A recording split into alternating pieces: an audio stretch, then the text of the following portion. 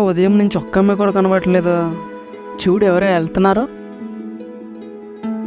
ఏ పాప, ఒంటరిగా వెళ్తున్నావు, తోడు రావాలా? చెప్పు తెగుద్ది. పర్వాలేదులే, కుట్టించుకుంటాం. నైస్ డైలాగ్ రా మామ. థ్యాంక్ యూ మామ.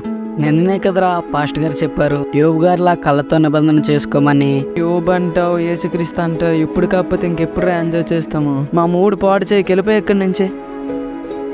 నిజమే కదరా ఆడు చెప్పింది.